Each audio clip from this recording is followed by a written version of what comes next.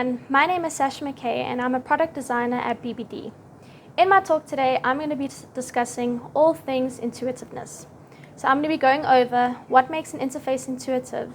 I'm going to be touching on affordances and constraints, as well as looking at the value that making your interface intuitive can provide for your user as well as your business. But before I get into that, I'm going to go over and start off with a little game called What's That Journey?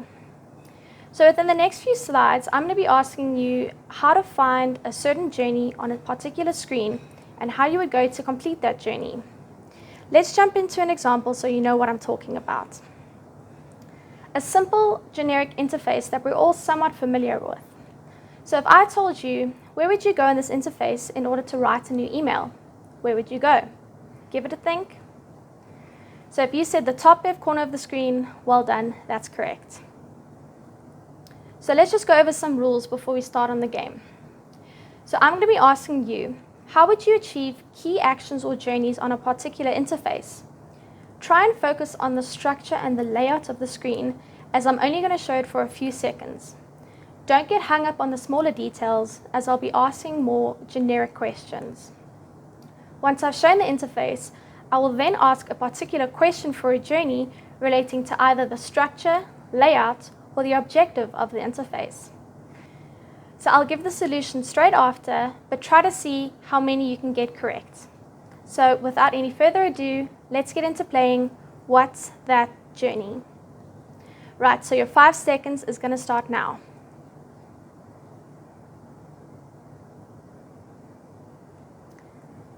Right, so where would you go if you wanted to see your Craigslist account? Think of an answer. Got something in your head? Right, so you would go to the top left of the screen to the My Account link. On to the next interface. Once again, I'm only giving you 5 seconds and your time starts now.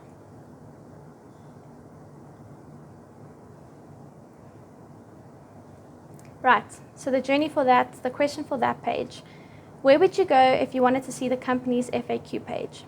And as a bonus question, how many third-party ads were on that screen? So ads not specifically for Ling's cars. Give me a second. Right. So the first answer, you would need to go to cars/vans and you would see the company's FAQ page in that section. And as far as how many ads were on that page, there was not one third-party ad on that page. All of the ads were for Ling's cars.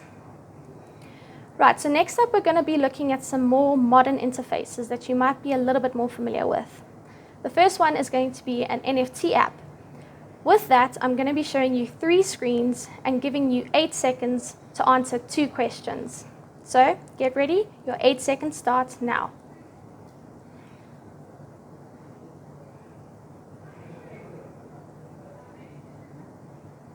Alright, so your question 1. How would you get from screen 1 to screen 2? In other words, how would you go about viewing the NFT catalog from the dashboard?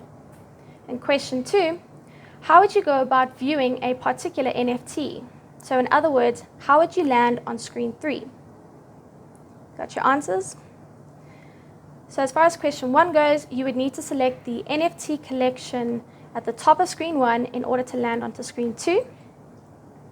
And then for the second question, in order to view an NFT, you would need to select the See More at the bottom of screen 2, and you would be able to navigate between the different NFTs on the top left of screen 3. Right, so next up, we're continuing the trend, and I'm going to show you another modern interface, but I'm cutting the time down to 3 seconds. So get ready, your time starts now. All right, so the question for this interface. What was that interface promoting? What is the business, the event? What was the whole point of that interface? As far as the answer goes, it is a hiking equipment company. There's kind of a clue in the top nav that says equipment, as well as the scenery of it being a mountain. So it's a company that sells hiking equipment. All right, so moving on to our final interface. Now, this one is not actually an interface, it's an object. So your time starts now. All right, so the question for that one. How would you typically interact with that object? Right? Got the answer in your head? Now, I'm sure most of you would have said that you would interact with the object like this, since it is a mug. So the mug, as an object, has been designed to fulfill one very clear purpose. That purpose is to hold a liquid so that the intended user, the human being, can drink from it. The liquid is most often hot, and the human being typically has a hand with 5 fingers and a mouth with lips. The user, however, can approach the mug with whatever objective they want. The shape, weight, and dimensions of the mug afford a variety of different approaches. However, I'm sure most of us have at least once in our lives spilt the contents of the mug. So you may ask, why is it so easy to spill from a mug? Why does it have such a large opening? Why does it not bottleneck? The answer is quite simple.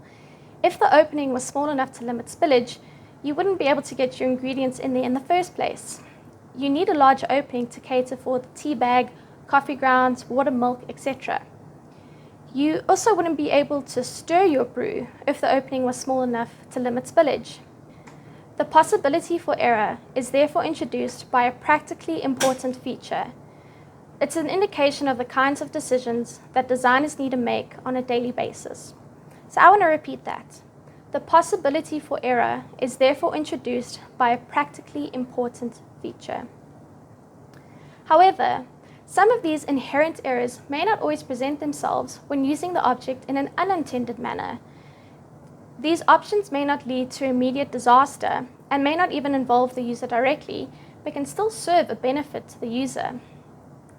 Another key decision that designers need to make every day: how is the user interacting with the object, and how is it benefiting the user?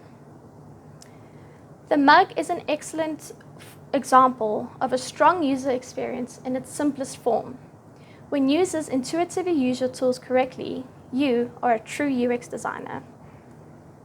So what is intuitiveness? It's the ability to know or understand something based off feelings rather than facts or proof. So an intuitive design can be defined as a design that is created with instincts and past knowledge. So the importance of UX design should be pretty apparent at this point. If an object is not easy to use and does not make achieving its objective simple and intuitive, users will struggle or fail entirely to use it. In other words, if it is not as intuitive as possible, your users may not know how to interact with the interface, which could lead to drop-off, design problems, and subsequent usage failure. Look around you right now. Are there any objects not being used for their intended purpose? Maybe it's a book being used as a laptop stand or mouse pad. Maybe it's a developer being used as a tester. It's easy to find additional uses for everyday household objects, perhaps not a developer though. And that is because their design affords it. A chair is designed for you to sit on, but nothing stops you from using it as a clothes or towel rack, right? If the design of an object does not limit the ways in which it can be used, it is likely the user will find a variety of alternative ways to use it. But users can still make mistakes when using design things or objects. They might spill some coffee, get into a car accident, or use a drop table command. Objects inevitably afford mistakes. Thus, designing around human clumsiness or error can be an extremely difficult task. In saying all this though, the user can and will most likely use a designed object in ways that are counterproductive to its original purpose. Affordance is a broad concept. It can refer to any one of the following: the unintended objectives that users fulfill with a designed thing, the mistakes that users make when trying to achieve the intended objective of the designed thing, and the purposefully irrational ways that users use a designed thing. It is the UX designer's responsibility to speculate how users will interact with a particular interface. However, please note, this speculation needs to be educated and informed. A designer's job is to learn how to study and anticipate users' actions so that they can take this into account and determine what the interface will afford the user to do. On the flip side, there are also constraints, as I mentioned earlier. Just as an interface affords a variety of uses, it also limits them as well. This consideration should be just as important to the designer because these constraints can actually be used to guide the user to success. The fewer the user journeys, the more easily the user can be guided to success. So I know how impossible that sounds, especially when dealing with incredibly complex interfaces and systems. But if people can use your design without making mistakes or performing unwanted tasks, the chances are much greater that they'll use it for its intended purpose. So let's take a look back at each of the journeys that we played in the beginning of this talk and how we can improve them, taking into consideration how constraints and affordances influence the overall intuitiveness. So starting with the first one, I think it's pretty obvious what's wrong here. It's an extremely dated design, there's no clear information architecture, and there's no engaging UI. The question I asked in this journey was to identify where on the screen would you go to see your Craigslist account. This way is maybe not the most intuitive, and there are a couple of ways we can go about fixing that. So one of the ways is improving the overall general structure. So let's see what the structure should be like. So if we superimpose a somewhat typical structure of a generic interface today. So as you can see, we've got a menu panel on the left, a top navigation search, legal information restricted for the bottom of the screen, normally in a footer, main content being undisturbed across most of the screen, and then on the top left, an account and settings section. When interfaces have a call to action button to log in or sign up, they usually reserve a portion of the interface to do this. The reason why is that they reinforce that behavior to the user to let them know that any account-related activities are handled in the same spot across any screen. If we look at an example of an interface with pretty great UI, I've got in front of us a Google Analytics dashboard. So you can see a lot of main differences up front. Firstly, there's a lot more engaging UI, there's better spacing and better grouping of the information. If we superimpose that same guideline, we can see how it was used to structure this page. This is a familiar structure with Google products, and I'll show more in a second, but it helps the user know that for whatever Google service they use, it can almost be seen as an anchor. You can see here how the structure is implemented across all these different products. So even though they are completely different offerings, there is that familiar structure that affords the user familiarity and solves for at least a third of the navigational problems that a user might experience should they be switching between different Google products. What this does is it affords them the ability to engage with the new content applicable to that specific product, but still anchors them with that familiar structure. But when we have good structures, we have bad ones as well. Now, I'm sure you can all at least think of one website or app that has horrible UI, really bad user experience. Maybe it was an interface that you really struggled to use. Maybe you weren't able to achieve your goal, or perhaps you looked at the screen and it actually made you sick. Have you got one in your head? If not, let me remind you of this one, linkscars.com. So at the end of the day, your users want to achieve a goal. Imagine if you wanted to rent a car. You typed it into Google, you saw this site, and you clicked on it, and you're presented with this. So what do we see on the page? Firstly, there's a lot happening. We refer to this as noise. So what is noise?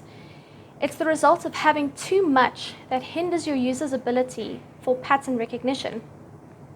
Pattern recognition is a core cognitive process that matches information from what we see on screen to information retrieved from memory. So we're leaning back into the intuitiveness here. So what does that mean?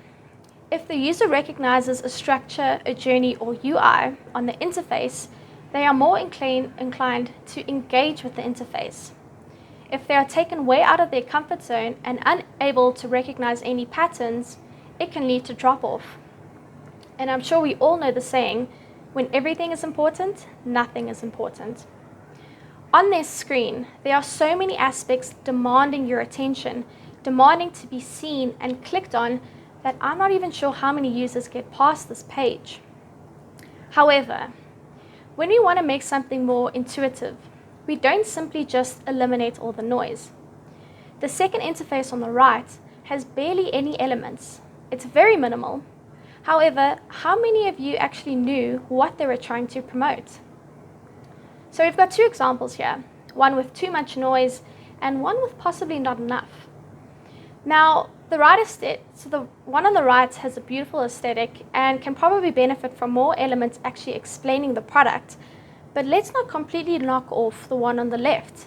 The reason being, when I was researching examples of websites with really bad UI, I saw this and I knew immediately that I wanted to include it in my talk. When I was compiling the slides for the presentation, this website was the first in my mind. So what is the significance there? It's ugly, but it's memorable. And that speaks a lot to the design trends that we see today in the creative space. Some are beautiful, some not so much. As designers though, we need to understand that everything is subjective, but we must remain objective. On the screen, I have two examples of traditionally unaesthetic designs. I might look at them and think that they're not very pleasing and might not be interested. However, their intended user base might absolutely love it. As such, who am I to judge when the designers who designed this did exactly what they were meant to do for their user? But what designers strive to do well is to create something memorable, something to keep bringing people back, whether that's with the design style, a memorable journey.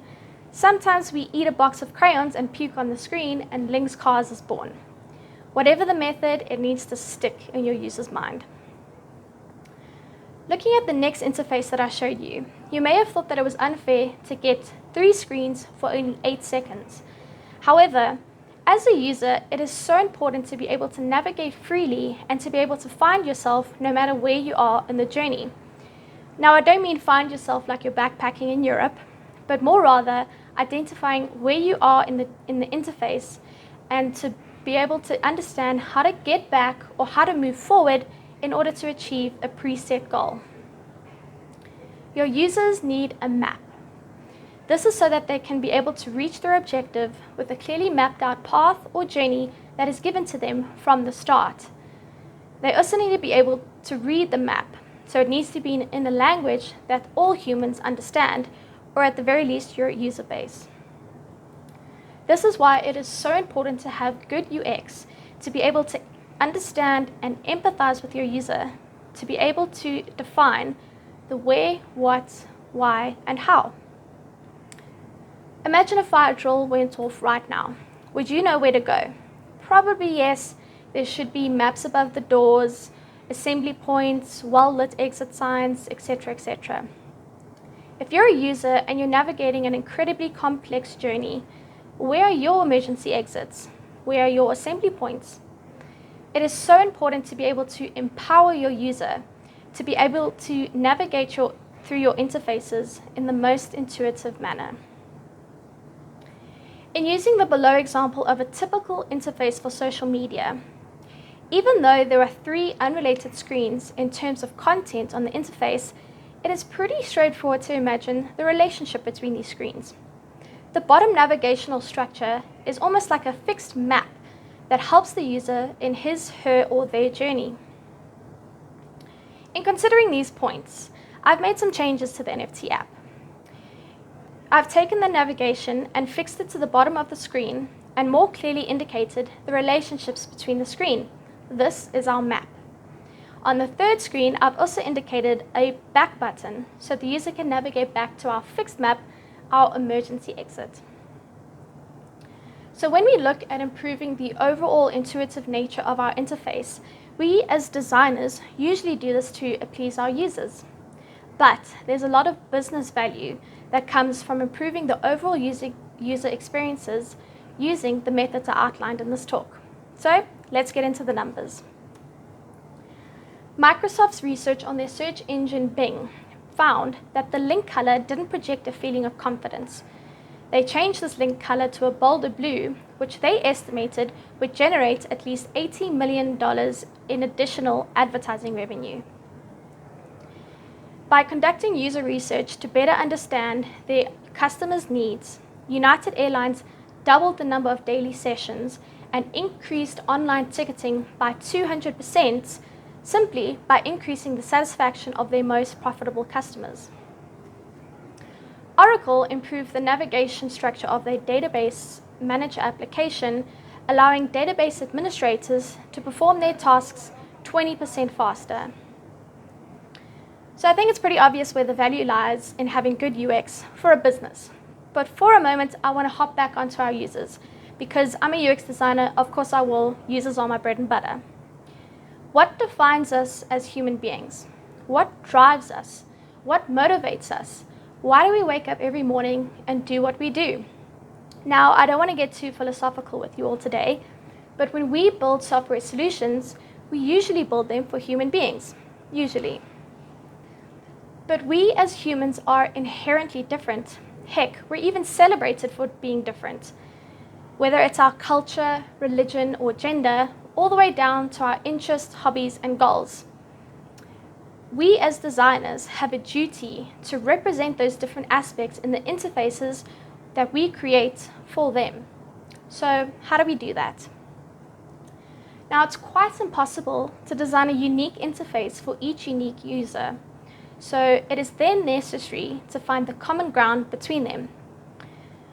To do this, we need to find the context by which our users use our interfaces. So to do that, we need to ask ourselves the following questions. Where will they be using our interface? Where are they going? What time of day is it? What is the weather like? In what mood is the user when using our interface? Is it something that they need to spend time with in order to complete a very complex task, or is it a quick tool for on-the-fly usage? Who is the user? What passions and interests do they have? Are they happy extroverts or serious introverts? What part does the interface play in their lives? Do they use it for an unavoidable chore, or is it a distinct pleasure? What is their background? What is their culture? Where do they come from? And as I'm sure we all very well know, BBD has a global presence which comes with global clients. It is so important that we are able to disconnect ourselves from our own beliefs, culture, and ideology so that we can truly empathize with our users to create a product for them and not for us. To look at a simple example that considers the geographical region of the users. Yellow is associated with summer, warmth, and hospitality in Western cultures such as North America and Europe. However, in Latin America, yellow is actually associated with death and mourning.